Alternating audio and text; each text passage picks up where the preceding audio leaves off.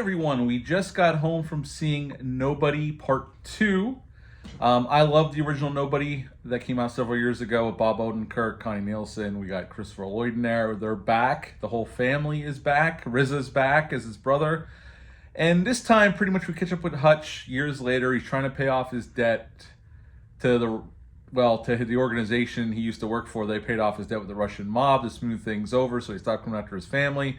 And he's been working nonstop. So he decides to take his family on a vacation to somewhere where his father had taken him and his brother when they were younger. This place called Plummersville, where there's an amusement park there, a water park.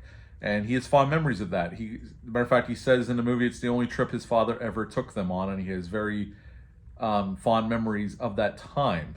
Those few days they spent there, so he tries to recreate that with his family by taking them to this place.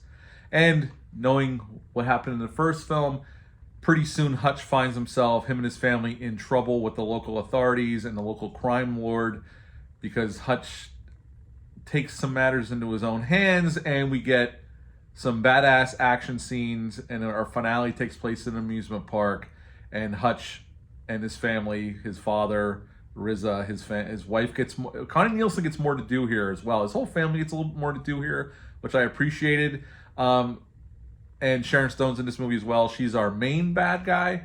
There's another bad guy below her. Colin Hanks is in this movie. So there's a couple levels of bad guys, but she's the main bad.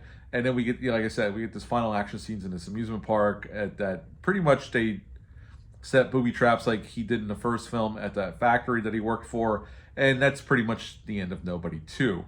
What to like about this film? Well, the cast. The cast is back, and they're as good as ever. I think they're just as good here as they were in the first film. And they also give you a little... I mean, this movie's only 90 minutes, so this movie moves quickly. And there's not any wasted time here. But we do get little moments, touching moments between the family. And I appreciated that. Just those small moments were nice between all the carnage, because there is a lot of action and a lot of carnage here. Bob Odenkirk's great here, again, as Hutch as he was in the first film. This everyman that everybody, well, especially in the first film. Now, his family knows what he is, but in the first film, people were kind of putting him down when things weren't going right. But here he's this badass ex-soldier, special forces soldier. And in this film, his family knows what he is. So that mystery's gone, but they find themselves back in the same old trouble that they did in the first film. The pace is tight. It's a tight 90 minutes this movie moves. There's a lot of bangers in terms of the soundtrack. Like in the first film, there was a lot of great songs. There's great songs in this one as well.